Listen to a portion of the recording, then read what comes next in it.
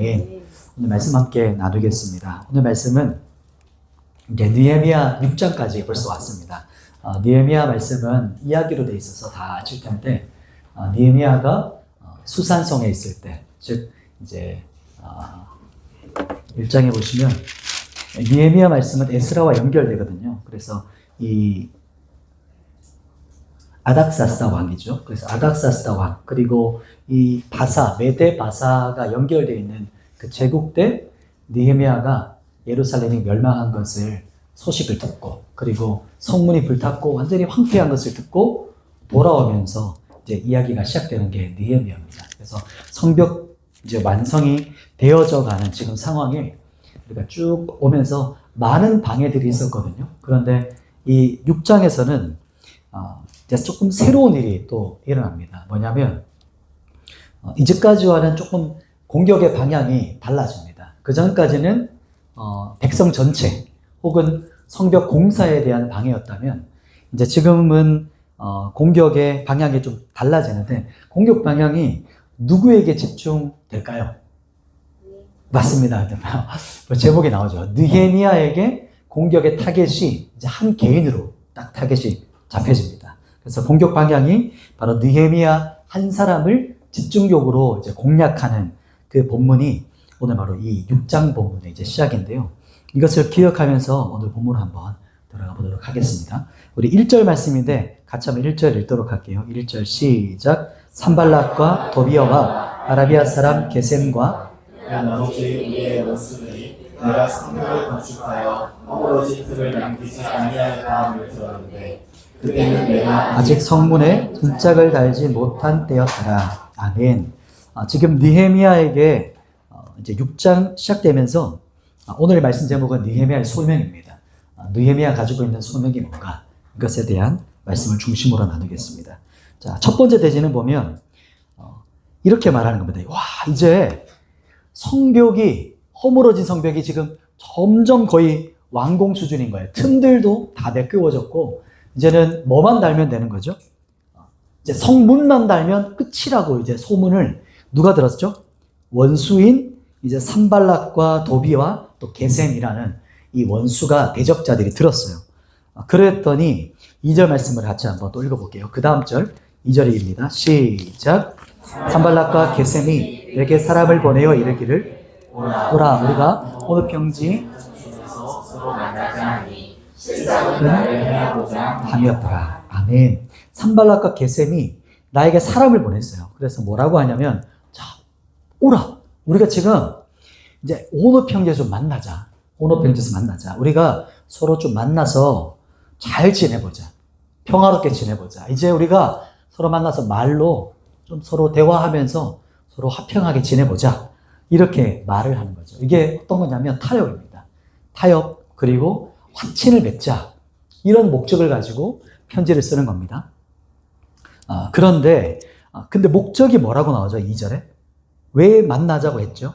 실상은 나를 해하려고 한다. 느헤미야를 죽이려고 하는 목적으로 이렇게 사람을 보냈다는 겁니다. 그래서 느헤미야를 붙잡아서 해치려고 하는 목적이 바로 이 타협의 손길을 내밀었던 목적이었다. 이렇게 보는 거죠. 오늘 느헤미야에게서도 여기서 타협하면 끝장나는 거죠. 거의 다 완공됐어요. 성벽 공사가 정말 이제 얼마 안 남았거든요. 그렇게 힘들게 왔던 이 성벽 공사가 자, 우리 타협하자. 우리 말로 서로 잘 지내봐. 우리 좀 친하게 지내자. 이렇게 하는 원수에게 느헤미야가 이제 어떻게 대답할까요? 그 부분이 그 다음 절 3절입니다. 3절 부분도 같이 한번 읽어보겠습니다. 3절 시작. 내가 곧 그들에게 사자를 보내어 이르기를 역사를 하니 내려가지 못하겠노라. 어찌하여 역사를 중지하게 하고 너에게로 내려가겠느냐 하매. 아멘. 내가 지금 이렇게 큰 역사하고 있는데 너에게 갈 수 없다. 지금은 내가 이 성벽 재건, 하나님 나라 소명을 지금 감당하고 있는데 어떻게 이것을 중지하고 너에게 가겠느냐. 이렇게 단번에 거절하죠. 이 부분은 이제 오늘 가장 중요한 핵심 부분인데 뒷부분에서 조금 더 집중적으로 살펴보고요. 그 다음 절 4절도 같이 한번 읽겠습니다. 4절 시작. 그들이 4번이나 이같이 내게 사람을 보내어 나는 꽃같이 대답하였더니. 아멘. 이렇게 몇 번을 반복했죠? 4번이나 반복해요. 4번. 똑같은 이야기를 계속 반복해서 4번 했습니다. 정말 끈질기죠. 그러나 느헤미야도 어떻게 했죠? 만만치 않죠. 똑같이 4번 단호하게 딱 잘라버립니다. 이게 느헤미야의 모습이죠. 그러자 이제 또 다른 방법을 취하게 됩니다. 그 어떤 방법이냐면 5절인데요. 5절 같이 또 한번 읽어보도록 하겠습니다. 5절 시작. 산발랏이 5번째는 그 종자의 손에 봉하지 않은 편지를 돌려보내. 아멘. 편지를 보내요. 근데 편지를 보내는데 뭔가 좀 이상하죠? 그 편지가 어떻죠? 종의 손에 편지를 보냈거든요. 근데 이 편지가 지금 어떤 상태입니까? 봉하지 않았어요. 즉 뭐죠? 잠겨지지 않은 거. 잠겨지지 않은 편지를 보냈어요. 이게 왜 그럴까요? 이게 무슨 의미일까요? 누구나 볼 수 있도록 하는 거예요. 누구나 볼 수 있도록. 이제 의도가 느껴지죠. 뭐냐면 내가 지금 느헤미야에게 편지를 쓰고 있어. 저거 누구든지 보고 서로서로 좀 소문을 내. 서로서로 공유해, 이야기를. 이렇게 목적인 겁니다. 이런 의도로 편지를 쓰고 있는 건데요. 이것을 뭐라고 하냐면 이제 악한 루머입니다. 악한 루머. 성경에도 나오죠. 뭐라고 하죠? 성경에는 수근수근 되는 거, 수근수근하는 거.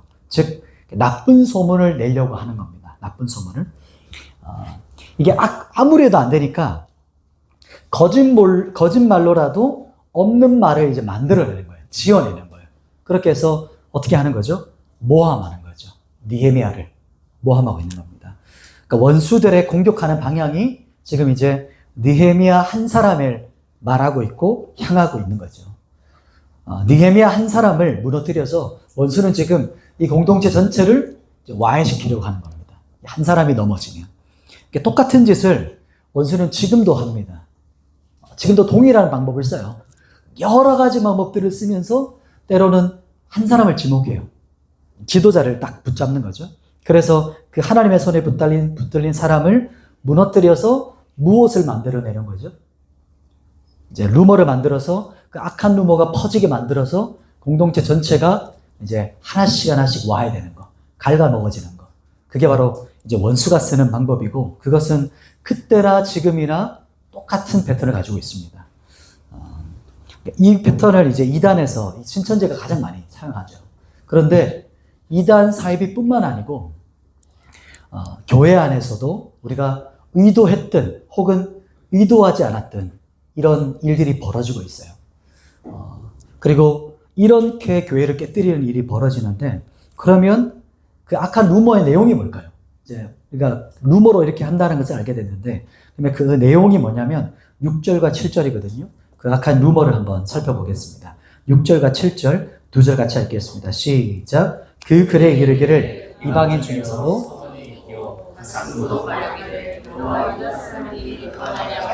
성벽을 건축하라니 내가 그 말과 같이 왕이 되려 하는도다.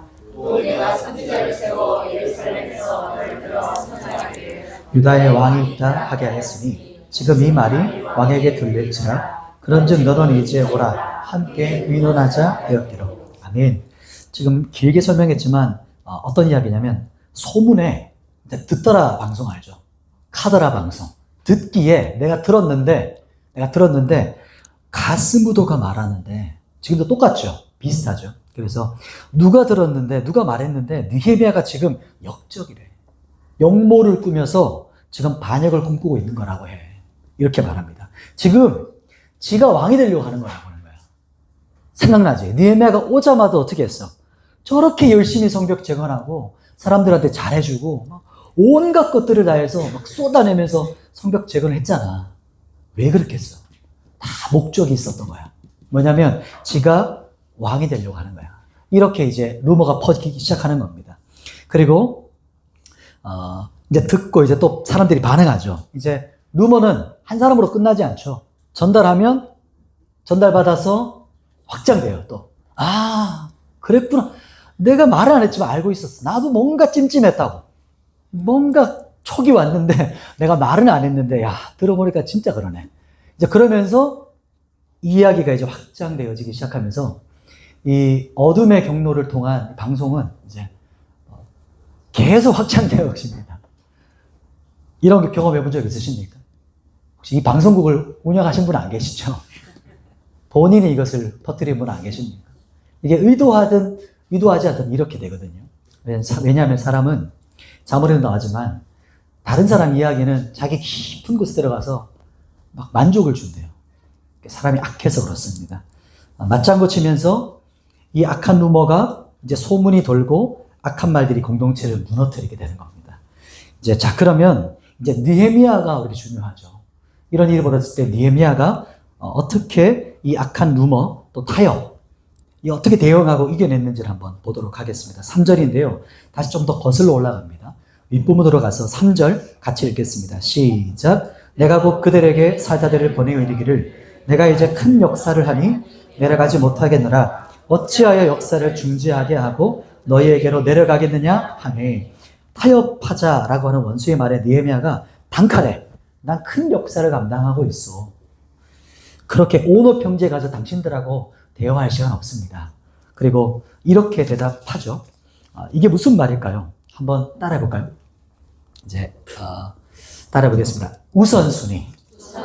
우선순위입니다. 이게 무슨 말이냐면 하나님 나라의 우선순위를 느헤미야가 붙잡고 있었습니다. 즉 소명이 있었어요. 느헤미야에게는. 이것을 더 쉽게 말한다면 그런 거죠. 나에게 있어서 가장 중요한 것. 나에게 있어서 가장 먼저 해야 되는 것. 그리고 하나님께서 나에게 맡기신 것. 이것을 말하기도 해요. 근데 이것은 모든 그리스도인이 가지고 있는 소명입니다. 그게 뭐냐면 하나님의 나라입니다. 하나님의 나라. 이것이 모든 그리스도인에게 주어진 소명입니다. 콜링이라고 하죠. 우리 인생에서 첫 번째 되는 거. 가장 먼저 되는 거. 그래서 마태복음 6장 36절 말씀에 뭐라고 말하죠? 먼저 그 나라와 그 일을 구하라. 이렇게 말씀하죠. 그리하면 이 모든 것을 너희에게 더하시리라. 이렇게 말합니다. 이것을 위해서 예수님께서 사셨고 그것을 따라서 많은 제자들이 그 길을 따라왔습니다. 그 제자의 길이 지금 우리에게도 그 길인 거죠. 하나님의 나라입니다. 다시 한번 고백할까요? 하나님의 나라. 즉 우선순위가 뭐라는 거죠? 하나님의 나라라는 겁니다. 하나님의 나라. 느헤미야는 하나님 나라의 성벽을 회복하는 거거든요. 하나님 나라의 통치권, 하나님 나라의 다스리심을 회복하는 것이 바로 이 느헤미야 주제입니다. 그래서 이 느헤미야는 하나님의 부르심을 받고 성벽 재건의 소명을 붙잡고 지금 그곳에 있는 거예요. 성벽 재건, 하나님의 나라입니다. 그에게 있어서 가장 중요한 거죠. 그에게 있어서 다른 것에 한눈 팔지 않게 했던 것이 바로 그가 딱 정확한 표대, 정확한 초점을 맞출 수 있도록 했던 것이 바로 이게 하나님의 나라거든요. 우리가 한번 다윗을 생각해 보시겠어요?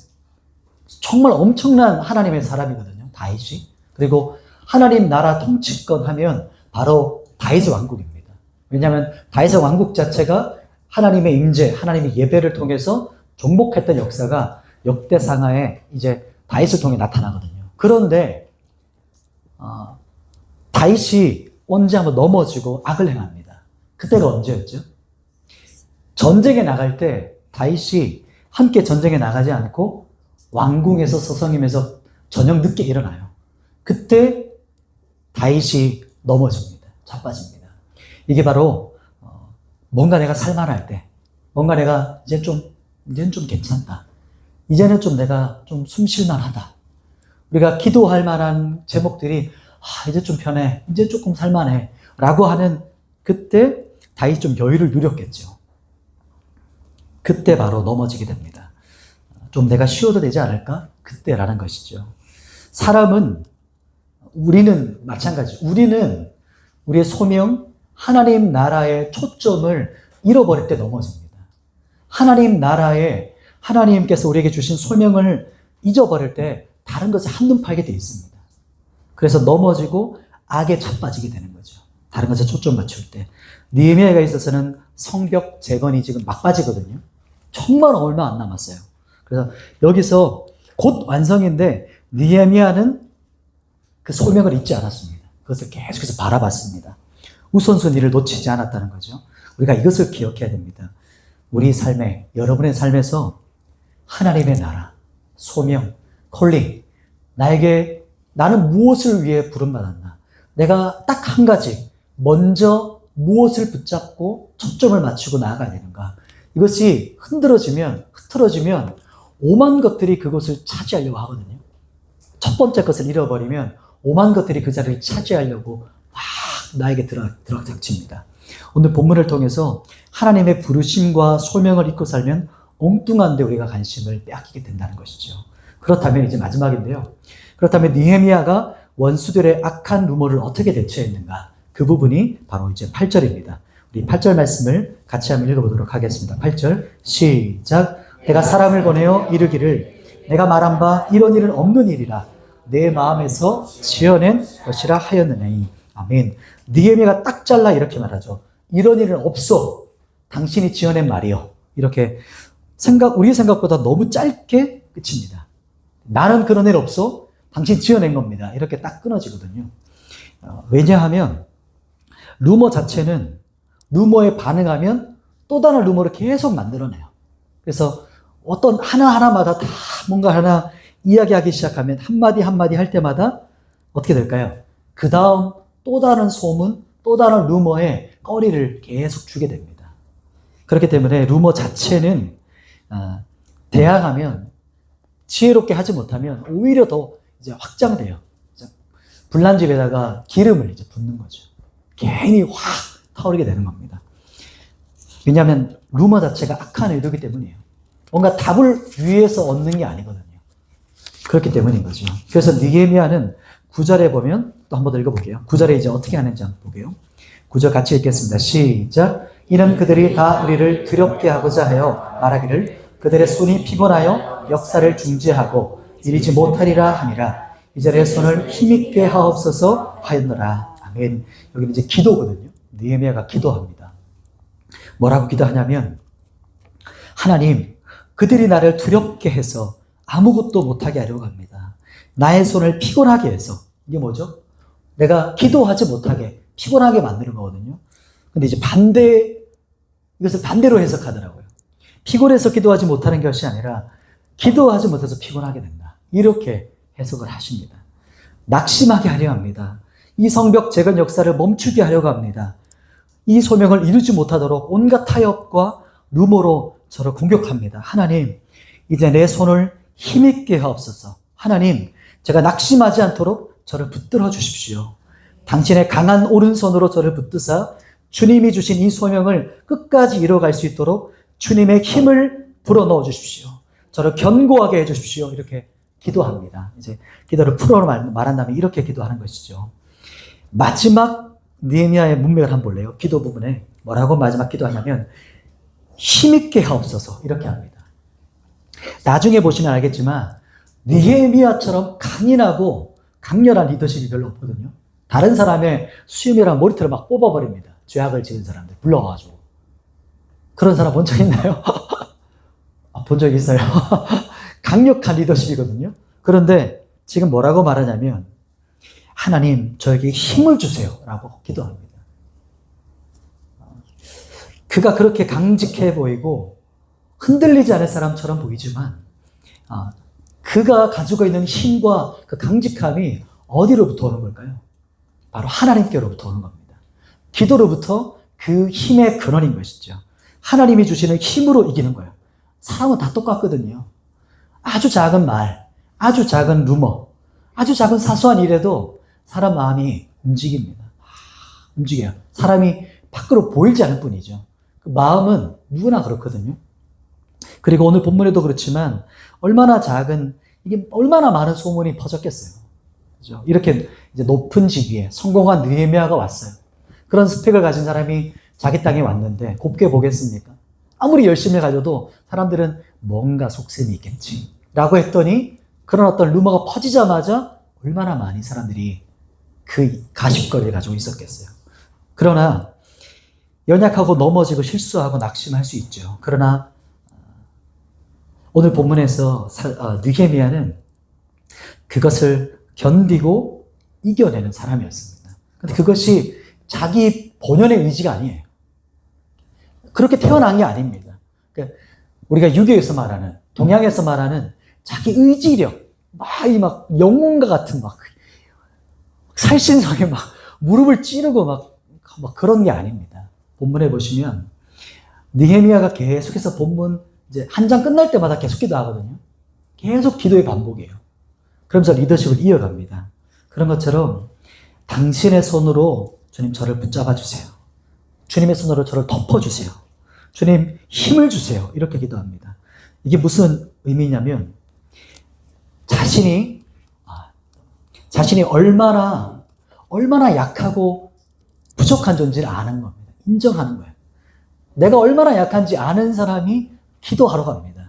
예전에 유기성 목사님 말씀 한번 들었던 기억이 나는데 우리가 기도하지 않는 것은 제가 너무 기도할 힘이 없어요. 연약해요. 이렇게라고 말하지만 오히려 반대라는 거예요. 기도하지 않고도 내 인생을 살 힘이 아직 남아있다는 거예요. 기도하지 않고 내 힘과 내 노력으로 살만해요, 하나님. 라고 하는 고백이라는 겁니다. 오늘 본문처럼 느헤미야는 어떤 사건, 사고, 어떤 말 앞에서도 계속 임재 앞으로 나아가거든요. 하나님 앞에 나아가거든요. 이게 느헤미야가 가지고 있는 아주 두드러진 특징입니다. 우리는 겉모습을 보잖아요. 어떤 외적인 것을 보잖아요. 그러나 느헤미야는 그 안에 뭐라고 말하냐면 하나님, 제가 너무 약하고 연약해요. 저를 붙잡아 주세요. 다시 성벽 재건할 수 있도록 우리 공동체가 다시 회복될 수 있도록 저를 붙잡아 주세요. 라고 하면서 하나님께 딱 붙어 있는 사람이 오늘 느헤미야입니다. 오늘 이 본문을 보면서 저는 시편 말씀이 이제 여러 시편 본문이 있는데 두 본문이 조금 생각이 났습니다. 우리가 같이 한번 이 본문을 같이 한번 읽어볼 텐데요. 이렇게 됐네요. 시편 17편 7절부터 9절 말씀이거든요. 우리 같이 한번 이 말씀을 같이 읽어보겠습니다. 시작. 주께 피하는 자들을 그 일어나 치는 자들에게서 오른손으로 구원하시는 주여. 주의 기이한 사랑을 나타내소서. 나를 눈동자같이 지키시고 주의 날개 그늘 아래에 감추사 내 앞에서 나를 압제하는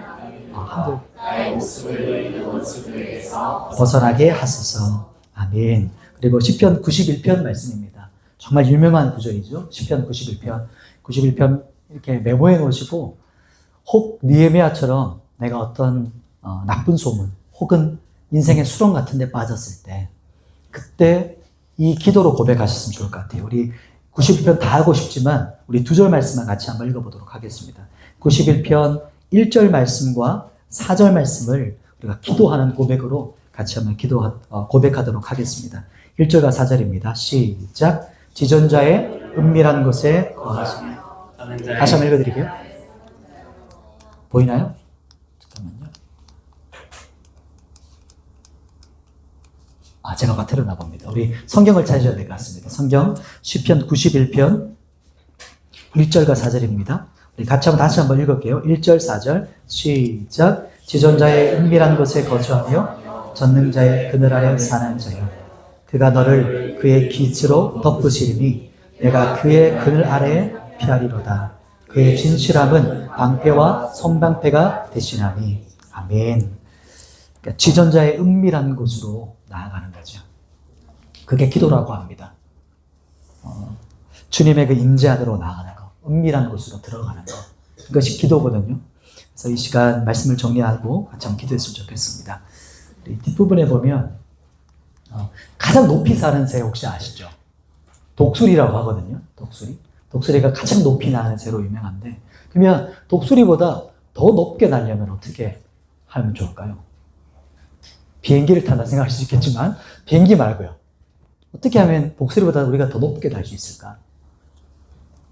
이거는 뭐 유머는 아니지만 웃을 수도 있을 것 같아요. 독수리 위에 올라타면 됩니다. 예를 들어서 예를 든 겁니다. 개미가 탔다라고 제가 생각하지는 않습니다. 생각하시면 독수리보다 조금이라도 더 높게 오고 싶다. 그러면 독수리 등에 딱 타는 거예요. 개미는 날개가 없어요. 힘도 없죠. 그러나 날개도 없고 날 수 있는 힘도 없지만 개미가 독수리를 꽉 붙잡아요. 깃털을 꽉 붙잡아요. 그 깃털에서 속 들어가는 거예요. 그죠? 그러면 어디까지 갈 수 있죠? 어떤 속도까지 갈 수 있죠? 독수리가 나는 곳까지, 독수리가 높아지는 곳까지 갈 수 있는 겁니다. 그게 무슨 말일까요? 우리 인생의 힘을 내 힘으로 살아간다 하면 어느 정도까지 갈 수 있을까요? 내 힘만큼 갈 수 있겠죠. 그리고 내가 가지고 있는 힘의 속도만큼 갈 수 있는 겁니다. 개미처럼요. 개미 힘으로 가면 개미 힘만큼, 개미 속도만큼. 그러나 내가 얼마나 약하고 연약하고 부족한지를 인정하면 하나님의 선한 손에 붙잡히게 되겠죠. 그죠? 그러면 더 이상은 자신의 힘과 능력이 아니에요. 그때부터는 하나님이 나와 동행하시는 것이고, 그때부터는 주님의 힘과 능력으로 걷는 거죠. 그게 동행하는 겁니다. 그래서 주님 손 붙잡고 가는 거. 주님, 그렇게 기도하는 거죠. 이제는 내 힘과 노력으로 살지 않겠습니다. 주님의 인도하심, 또 주님의 능력으로 살겠습니다. 이제 주님 가시는 길, 그 길 따라가겠습니다. 이게 제자도죠. 그게 그 길을 따라가는 겁니다. 그것만 기억하시면 됩니다. 우리들이 가는 인생 걸음에 혹 어려운 길이 있을 수 있고 갈팡질팡할 수가 있거든요. 근데 그때 우리가 가장 먼저 기억해야 되는 거, 주님께 붙잡히는 거. 그리고 내 인생 걸음은 내 생각과 판단대로 하면 내 생각과 판단만큼만 갈 수 있지만 주님의 생각과 주님의 인도하심을 따라가면 주님의 길을 갈 수 있다는 것을 기억해야 됩니다. 그래서 주님의 도우심입니다. 주님 나의 힘이십니다. 그래서 느헤미야처럼 우리가 어려운 일을 만나기도 하고 힘든 일이 생길 때 어떻게 하냐면 내가 가진 힘으로 어떻게 해보려고 혈기 부리잖아요. 막 하잖아요. 근데 그것을 내려놓고 주님의 멍에를 내가 함께 매겠습니다. 어린 소가 어른 소의 멍에를 같이 매거든요. 막 혈기 부릴 때 어른 소가 옆에 사람을 딱 제재시킵니다. 혼자 날뛰지 못하도록. 그렇게 멍에를 같이 매는 거죠. 그래서 주님의 멍에를 내가 메고 주님께서 나를 이끄시는 길로, 주님이 인도하시는 길을 따라가는 것. 그래서 내 생각, 내 뜻, 내 길을 내려놓고 주님의 인도하시는 길, 주님의 뜻과 주님의 나라, 주님의 그 길을 따라가는 것. 그래서 내 자아가 죽었음을 고백하고 주님을 따라가는 것. 그것이 바로 동행이고 주님을 따라가는 길입니다. 우리 같이 한번 찬양하면서 기도로 나아가겠습니다.